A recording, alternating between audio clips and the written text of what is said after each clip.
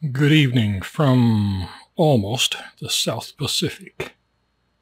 Not technically, but pretty close. You know, if you go on the top of our building, you can look, you see that big black line out there in the ocean. You know, it's the same line you see on the map, you know. If you go over that thing, then you're in the South Pacific. We're not quite there, but we're, you know, pretty close. Okay, we're doing alien reports only from the USA tonight. Maybe Canada. Canada doesn't really count, you know, all that much for anything at all. Used to live there. Canada was nice. Back in the 60s, the people were nice. Now they're kind of like effeminate. We say limp-wristed. Okay, whatever. All right. Oh, they're going to kill me for this. They're going to kill me for this. And I don't care. What is there? 18 of them up there? You know? What the hell?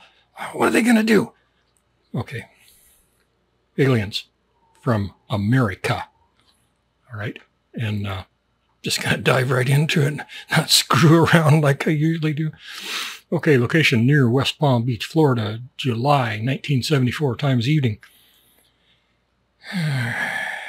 Why don't they have watches or clocks or so? Come on, people. Donna Howard Johnson. Okay, here's an important tip. Important tip, people. If you're going to make an alien report, I don't care what happened. I don't care you got video. I don't care. Do not use your real name. Be Bob Smith, you know, because people are going to find you. Now we got social media and shit like that. And people are going to find you and they're going to say, hey, asshole, you're just making that up, aren't you, asshole? And that's what's going to happen if you use your real name. This was in 1974, so we didn't even have the freaking internet. We weren't even dreaming of it. Donna Howard Johnson and her husband, who very smartly didn't put his name in there, were driving on Highway 441 when they noticed a large light very low on the horizon. Okay, whatever. The light kept up with the vehicle for several miles. Okay, see, we take these line by line, sentence by sentence. We pick them apart. We look for the bullshit in every single sentence. Pretty much if a light is far away, it's almost guaranteed it's going to seem like it's keeping up with the vehicle. You know, if it's close up, then you can tell that it is or it isn't. Okay, the light was now at treetop level, and the witnesses could now see that it was a disc-shaped object. Okay, lots of poo-poo people are going to say, oh, no, it's a moon, moron, it's the moon. They stopped the car to watch. Okay. I was going to go Howard Stern. No, I'm not going to do it because I have more class than that jackass. They stopped the car to watch. Around the center of the craft were alternative blue and white lights. Oh, God, it's the cops. It's just the cops. It's the cops, that's all. Police helicopter. I don't know. The craft hovered in total silence for about 10 minutes. Then, from the bottom center of the craft, a figure resembling an astronaut was let down to the ground on a thin silver light or luminous rope. Okay, so sounds good, right? Well, you know, if you're a doubting Thomas like we are, you know, you could sway either way on this. I always start out swaying against aliens. So far this can be explained. This is a police helicopter, and it is hovering out there in a field, maybe looking for some criminal, and they need to let somebody down. And they got some guy, some SWAT guy in a big bulky uniform. From a distance in the dark, he looks like an astronaut. Okay, he gets let down to the ground on a thin silver light or luminous rope. That's the down line. That's the cable. If the lighting is just right, it's going to show up as a luminous rope. You know. Okay, so far we ain't got no aliens. The figure was wearing a silvery suit. Okay, that ain't SWAT. Now, the silvery suit thing is important because in my database of 9,400 cases like this, I don't know, several thousand of them report that the aliens, supposed, were wearing tight-fitting silver suits. So, you know, when anytime I see the silvery suit thing, oh, hello, wake up. Okay, after the being was let down to the ground, the craft slowly headed directly toward the witness's vehicle. Oh, hell. The probing is about to begin. God. You can see all of these, even our old nasty ones, on alienanalprobe.com, which is encompassed within the website of stockphotosworldwide.com, which is also the copyright holder 2024 on all of our material. Okay. The craft was dull silver gray in color and flew silently above the car. Okay, silently. Okay. Now, the military, long time ago, they developed helicopters, just a few handfuls, that were as quiet as they could make them, and it was pretty damn quiet. The trade-off was that they were incredibly inefficient, and they could only be used for very special operations. I'm sure they still have some around. I also witnessed a case one time up in a place called Red Rocks Amphitheater outside of Denver, Colorado, where a bunch of helicopters came in. We were watching a rock concert up there, and at the end of the concert, a bunch of helicopters came in, and I'm not sure what they were doing, crowd control or something. This was like 1 in the morning. And they were hovering around, hovering here, hovering there. And some of them were dead silent at a distance of 200 to 300 yards. Dead silent. And a lot of us thought, oh hell, it's aliens, it's flying saucers. And the other helicopters, they came to chase the aliens or something. And okay, no, it wasn't. It was just that there was a weird air condition and a wind that masked the sound of the helicopters for a while. And the wind changed, and all of a sudden, boom, they were loud helicopters. So people say something flies silently. Well, maybe it does. Maybe it's a ship full of aliens. I don't know. Or maybe there's a more plausible explanation. That's why we go through these. After the craft crossed the highway, it changed back into a large light. It then zigzagged several times, then became a star-like speck and shot straight up, quickly disappearing from sight. Okay. Anybody make any comments on this? No, there's no comments. I'm not saying this is not aliens. It could be. But what's more likely? You get when people see stuff, a kind of a hysteria thing can set in, and it's almost like an AI in the brain, and it can morph the thoughts and trick the brain into thinking it's seeing all kinds of crazy shit that doesn't exist. So if they started out in this little experience and they thought, okay, aliens, a flying saucer, aliens, and then the subconscious just kind of says, gotcha, aliens. And it will add things and perceptions and details to an experience to fit what you kind of want to see.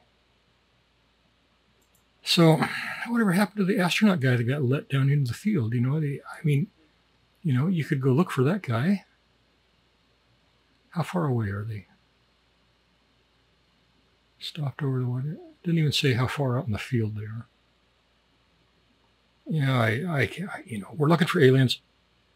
I can't say this is bullshit. I just can't say that it's enough to assign any credibility to at all. Bye-bye. Okay. Now what do we got? Houston? Hustonville, Lincoln, Kentucky. I don't know what that means. January 6, 1976, time is 23:30 or 11:30 at night. Mona Stafford, fool. Louise Smith, fool. And Elaine Thomas, fool, were in a car driving home when they saw a luminous object descend from the sky.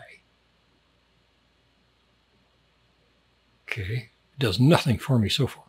It came down the road toward them, and they saw it was a football-shaped object as big as a house with a small dome on top, surmounted by a very brilliant blue-white light.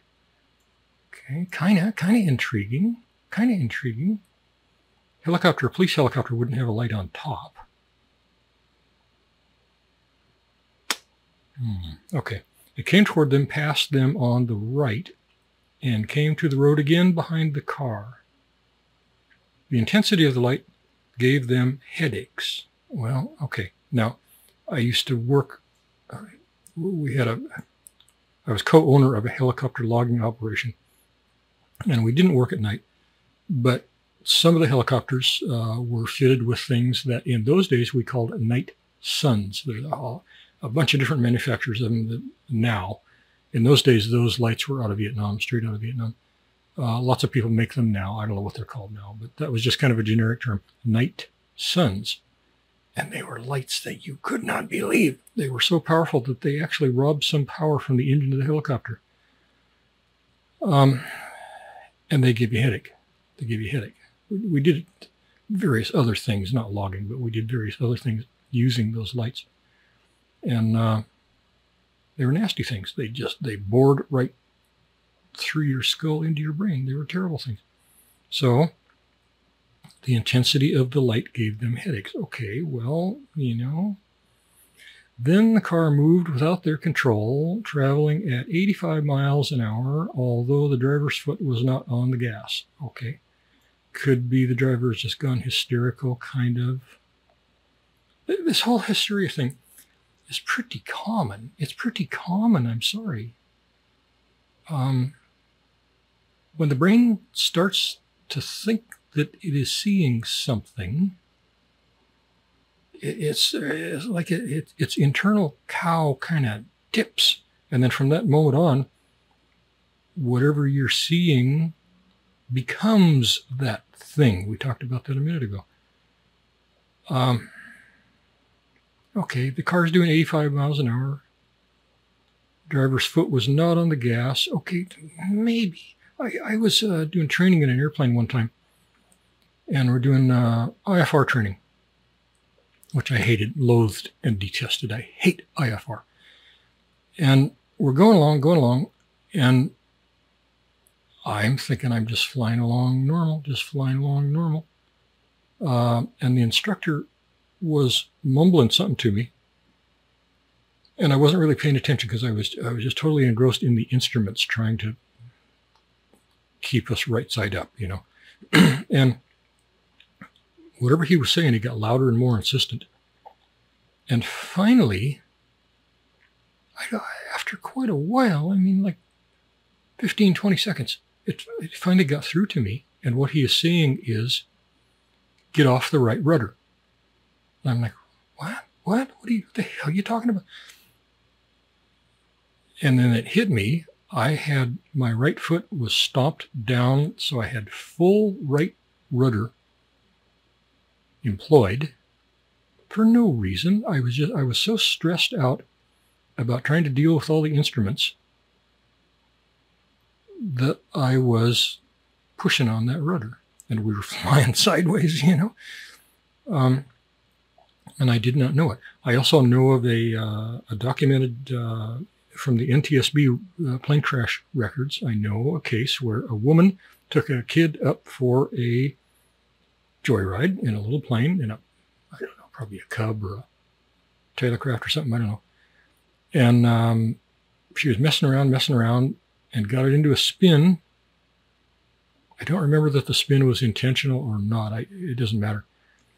And she's spinning down, and instead of pulling out of the spin, which, if you pass out in one of those planes, if you just pass out or you die, it's going to come out of the spin. you don't have to do anything. I mean, you can get out of the spin a little quicker if you neutralize everything.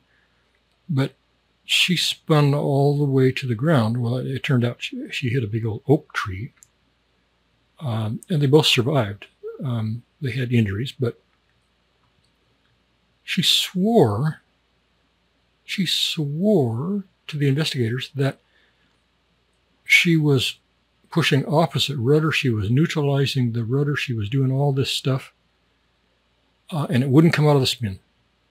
Well, it turned out when they got going through the wreckage, they found her shoe wedged, I believe it was the right rudder again, wedged into the mechanism of the rudder pedal so tightly that they had to get pliers to pull it out. Okay, she was stomping right rudder, or whichever rudder it happened to be. But she was stressed out, and she just didn't realize what she was doing. Okay, that can happen.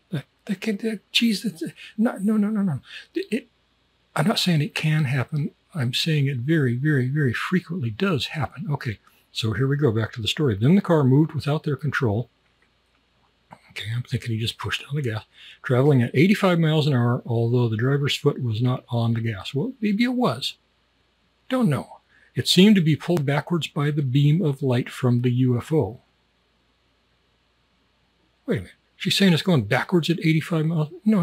What the hell are they talking about? Go backwards by the beam of light. Doesn't make any sense. I don't know what they're talking about. Then the car moved without their control, traveling at 85 miles an hour, although the driver's foot was not on the gas. It seemed to be pulled backwards by the beam of light from the UFO.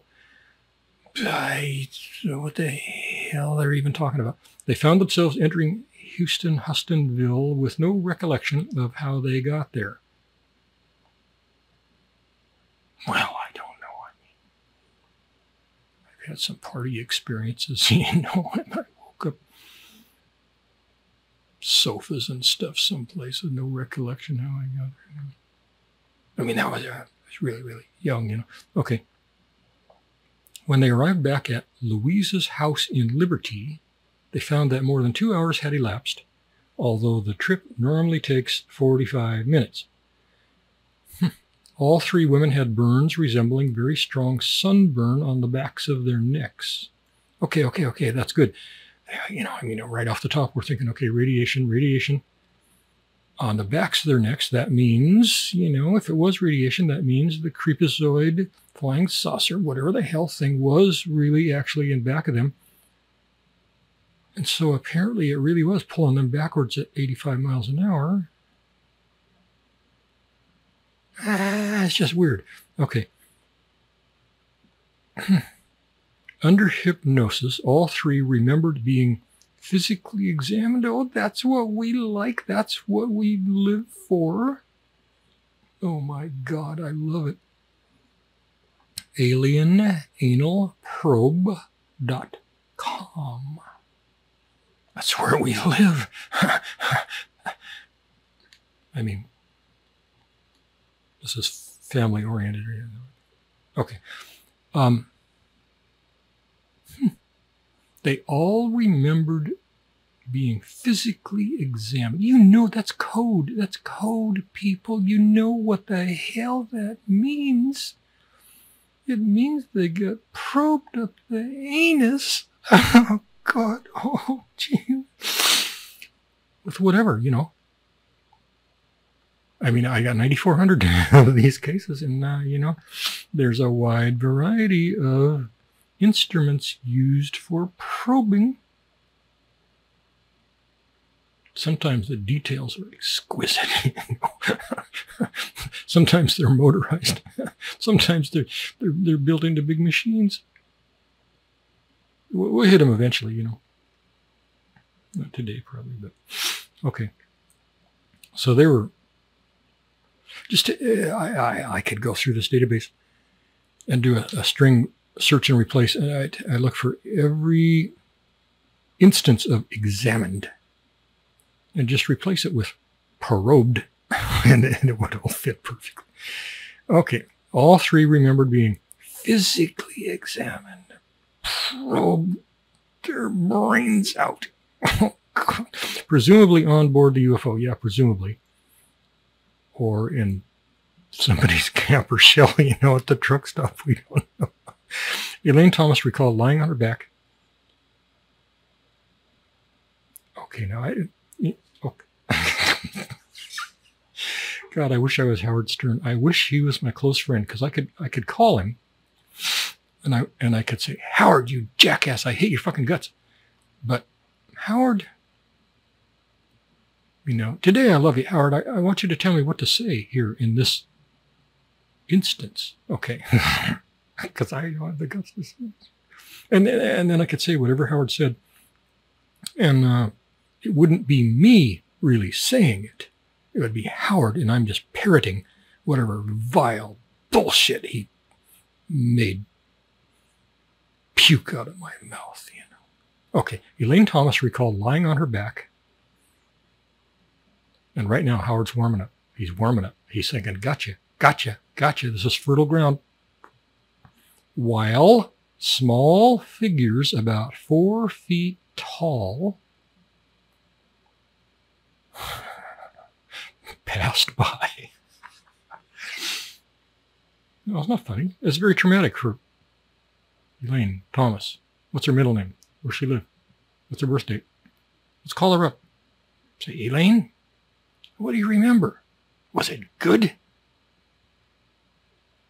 I don't know. Elaine Thomas recalled lying on her back while small figures about 4 feet tall passed by and looked at her. Where's her clothing? Where's the clothing? Damn. Come on, Howard. What do you got? Oh, God, here we go. Oh, God. Oh, this is getting really bad. This is getting really bad. But it's going right where we like to go. Lying on her back while small figures about 4 feet tall passed by. What, they were queued up? They were queued up. They had to be. They were queued up, and they said they had a line going to her little gurney or whatever the hell they had her duct taped to. And so the next one, he just, in the line, he comes up and he just looks at her. She's duct taped. She can't do shit. Is she being, quote unquote, physically examined at that moment? We don't know, because that detail is missing. God, what I wouldn't pay for her hypnosis transcripts. Oh my God, I would pay money for it. I'd pay $100 for it.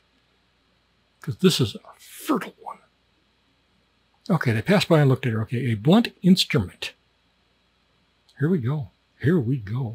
This is pay dirt. Pressed hard against her chest. Oh my God. Oh, Jesus. And her breathing was interfered with. Howard, we need you. We need you, you asshole. Holy crap. Okay, now Louise Smith recalled being in a hot, dark place where something was placed over her face. Oh, hell. You know? Okay. When it was removed, she saw a being 4.5 feet tall with slanted eyes, gray skin. What the hell is this supposed to mean? And, oh, I see. And hands like wingtips. Oh, my God, that's making it come up. Oh, my God, that's hideous. That's freaking hideous.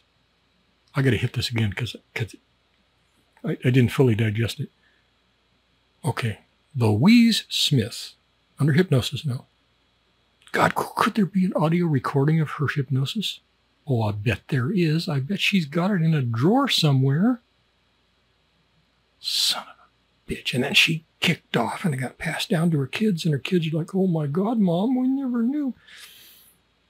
Louise Smith recalled being in a hot, dark place where something was placed over her face when it was removed. Oh, please. she saw a being 4.5 feet tall with slanted eyes, gray skin, and hands like wing tips, like feathers. Oh, Jesus, it's a 5-foot tall freaking pigeon and he's doing shit to her. God sucking hell. Mona Stafford remembered lying on a bed. Doesn't say if she's duct taped, probably is. They use a lot of duct tape, I'm not going to go there. Her right arm pinned down. Only the right arm? Why would they do that? Her right arm pinned down. Okay, duct taped. Okay, whatever. Oh, maybe they're holding it down.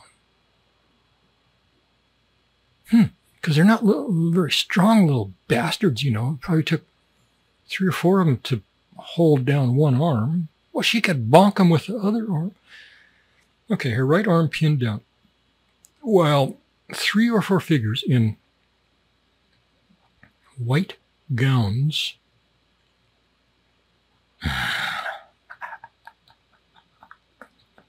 sat around her. Okay, here's the first indication of true bullshit. Now, I don't know what aliens wear. Well, I do, sort of. I know what they're reported to wear. Don't know if they really do or not. A lot of them are naked, Okay, let's put this in perspective. You got 3 or 4 aliens. They're aliens. They're aliens from Zeta frickin' Reticuli. And I got this woman, they're holding her down on some little cot thing in their flying saucer. Probably out there orbiting the moon, for all we know. And they're kind of acting like little doctor-like things. But they don't have hands, they have wingtips. And they're wearing white gowns. Like doctors, like real are doctors. Okay, so this is making me think, what are the odds that aliens from Zeta Reticuli are going to be wearing the same damn shit that a earthly doctor would wear? I'm not buying it. I mean, by chance, by happenstance, it could be true. But I don't... The odds, what are the odds that aliens from Zeta Reticuli would choose white gowns? How would they even put them on? They don't have hands. They only have feathers. I never saw any bird that could grip anything with a goddamn feather. And they're sitting, white gowns sat around her. Like, how did they sit? Did they sit like a pigeon? Or are they sitting in like lawn chairs? Because I never saw birds that could sit in a chair. All right. Too much speculation here. And here we go. And she was put through torturous. Now, this is code again. Torturous. Okay. Through torturous what? If she was put through torturous probings, she's a nice lady. She's not going to frickin' say that. She's going to make up some other word. I mean, if she has to spend 20 minutes digging through a thesaurus, she's not going to say probed. But she still has to say something that's a little bit descriptive so people, those of us who are smart, we will know that it was hideous beyond description. She wants to convey that, but she doesn't want to say probed. She doesn't want to say effed. Okay, here we go. I sat in a white gown, sat around her, and she was put through torturous manipulations.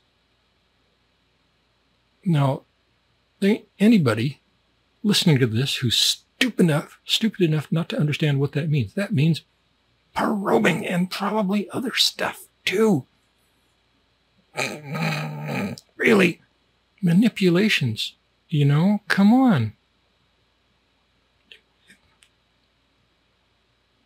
wasn't a goddamn massage parlor, you know? It was alien sex chamber. Okay, here's the capper. Last line. All 3 women passed lie detector tests. Okay. I want to know if any of the women saw any of the other women while all this shit was going on, or they have them all in different cubicles, you know.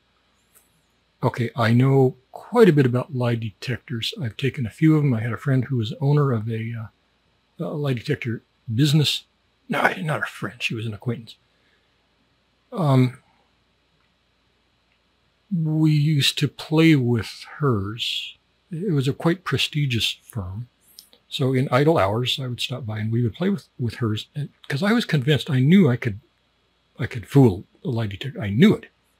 I would have staked, you know, maybe not my very life, but I would have staked an arm on the notion that I could fool a lie detector, you know, under some kind of situation. I knew I could fool it. Well, for hours and hours, many different days, we tried to do this. They'll do weird things, you know. Think of a number between 1 and 10, and you think of a number, and you write it down in your hand so nobody can see it, and the number is 3. And then she hooks you up, and you go through the preliminary shit. Is your name so-and-so? Yes. You know, are you 200 years old? Yes. Okay. And you go like that, and she say, the number we talked about, is it 7? And you say, and here's what I would do. I would rearrange my brain, like rewire it, so that, yes, the number was 7. It's right there in my hand. If I look at my hand, it says 7, because that's what I chose. And she would say it was the number 7, and I would say yes. And I believed it with every fiber of my being. And I could believe it really, really well, because there was no consequence to it, you know?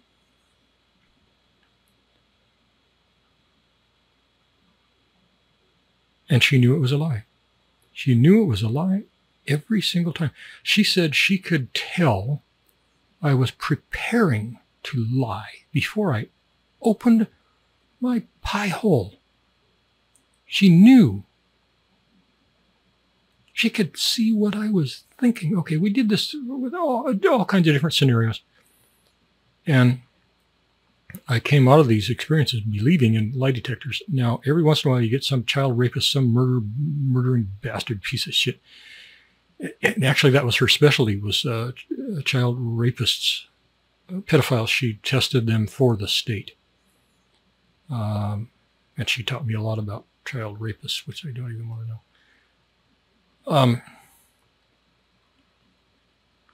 And let me gather my thought here. Okay, the point was going to be that every once in a while you get some rapist, murdering bastard, and he'll take a polygraph. Usually it's a he. He'll take a polygraph, and they say, "Did you kill that person?" They say, "No, hell no," and they pass. Okay. That's either the result of a psychosis in which they really do believe that they didn't do it. They have no other memory. They remember being in McDonald's when whatever it was happened. Or the other thing is, the examiner asked them a question in a way that they could skirt around it. One common thing with pedophiles, and this woman taught me this: if you get a pedophile in there and he raped a kid, and you know he did it, you got all the evidence, you got everything, and he wants to take a polygraph because he thinks it's going to get him off. So they get him in there, and the examiner will say, "Did you rape that child?" And he'll say, "No, of course not. No, that's ridiculous." Okay. And he passes. Okay, how does he pass?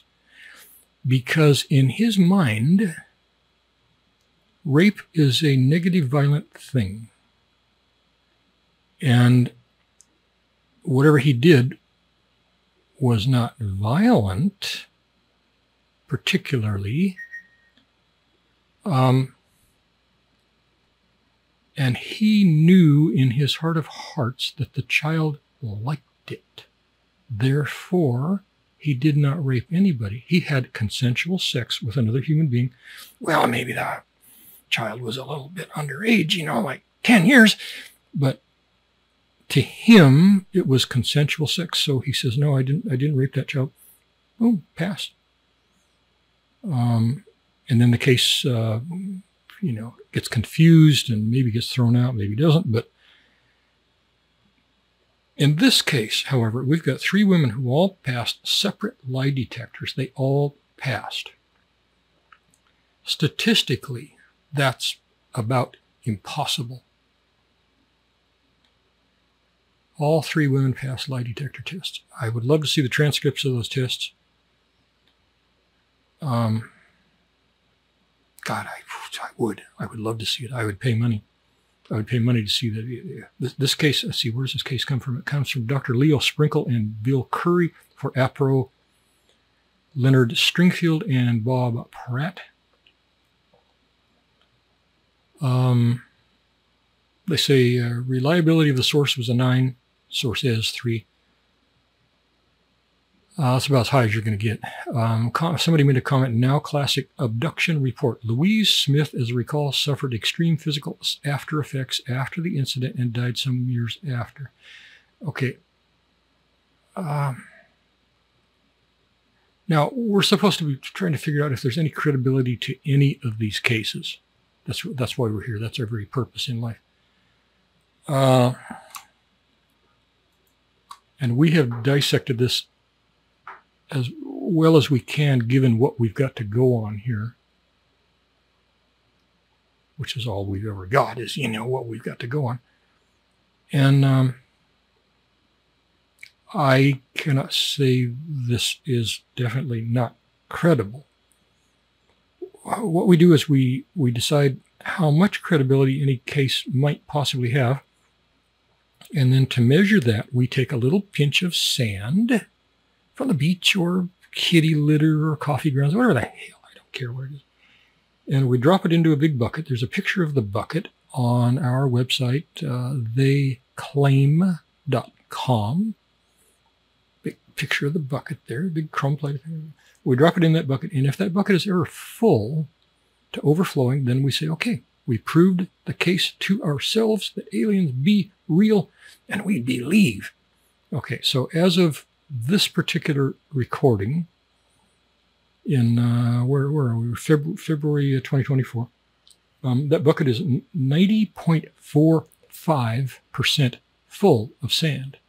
So, we're making progress. We've done 1,400 of these reports out of the 9,400 that I have. And we're at 90%, So, extrapolate out the math. So we do the remaining 8,000, and we're not going to make that last 10%. Well, I guess you got to watch each one and see what happens. For this one, how much credibility can I give this case? I give it a lot. Now, normally, I really stingy with my sand. I'll give it like a grain of sand or a quarter of 1 grain of sand, or sometimes 1 molecule of silica sand into the bucket. Those are really hard because when you drop those, sometimes the wind blows them. They don't even go in the bucket. This one, I'm giving this one 50. 50? How is that? Is that appropriate? 50 grains of sand?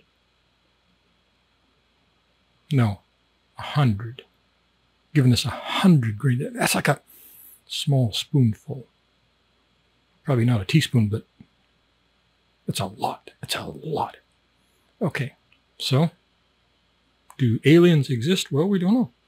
We're just adding up the evidence. God, if I had the time, somebody somewhere, some ufologist somewhere, has probably got copies of any audio recordings and transcripts.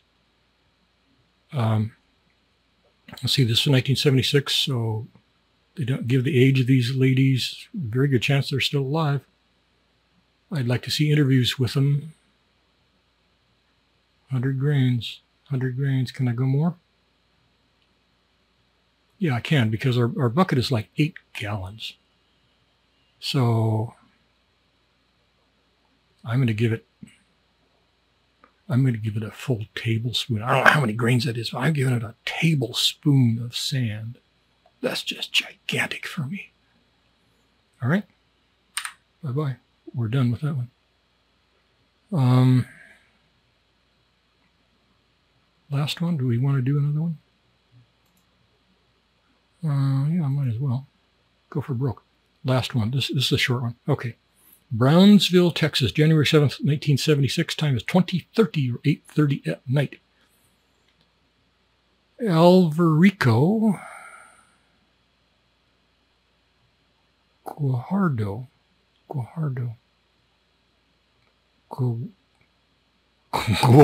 I don't know what the hell. Okay, heard something hit his trailer. Oh, God, here we go. Dashing outside, he got into his station wagon, drove it slowly around the south side of the trailer, and shone his headlights on something from another planet, quote unquote. Kind of sounds like Las Vegas, doesn't it? As the lights hit the creature, which had been lying on the ground, it suddenly rose up and stared at Guido with blazing red eyes the size of silver dollars. Okay. Could be aliens. I'm not yet convinced. For the next 2 or 3 minutes, it stood there gazing at the man, who sat immobilized with fear. Probably as would I. Peeing all the while. The creature was 4 feet tall with black feathers. Okay. It better become more alien in a minute. The creature was 4 feet tall with black feathers and a beak whose length was, oh, holy hell, was between 2 and 4 feet. Okay, now this is Brownsville, Texas. I've been there. I don't know what kind of birds they have. A beak between 2 and 4 feet. I mean, that's a honker of a beak. That's a sword, That's a baseball bat. It was making a horrible sounding noise from its throat. That does not automatically mean it's an alien, which appeared to be pulsating. I'm still thinking some weird bird. It's nighttime and his brain is set up to see aliens or something, or monsters. And so the subconscious says, yeah, baby, you want to see some monsters? Look at this one. Its long bat-like wings were folded around its shoulders. The creature then backed carefully away toward a dirt road 3 feet away. By the time Guido had gathered enough courage to bolt out of his vehicle toward a neighbor's house, the creature had vanished into the darkness. Okay. Notes? No. Thank you, God. They're calling this a goblin or something. I mean, there's no flying saucers flying around.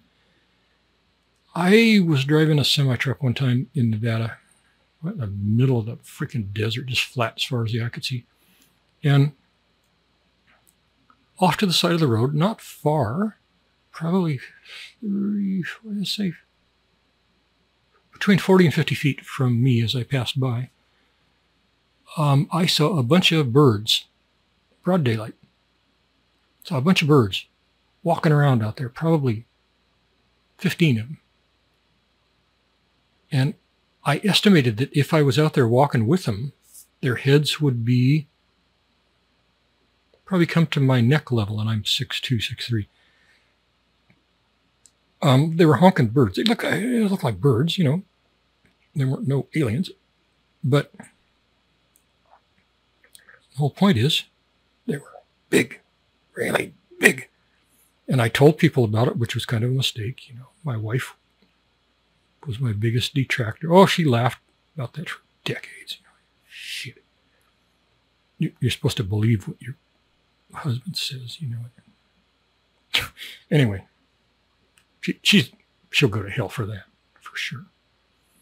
Made me feel very, very small. Okay. I'm not seeing anything but a misidentified bird. I mean, if there was at least a flying saucer hovering around, then you could say, well, maybe, but there ain't nothing. Okay. No. Bye-bye. That's it. Okay. Bye-bye. Okay, we'd be done. All right. That's it.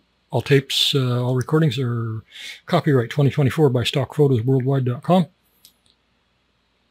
And, you know, we've changed the format on these so that the text is bigger so that people can follow along more easily. You know, you see two windows here. It used to be my face was a big fat thing. Well, who cares? Nobody wants to see the face. They want to see the words. So that's what we're doing now for foreseeable future. Okay. Thank you very much. And good evening from almost the South Pacific. My camera, is that one working? Good evening and good night. There, that did it. That did it.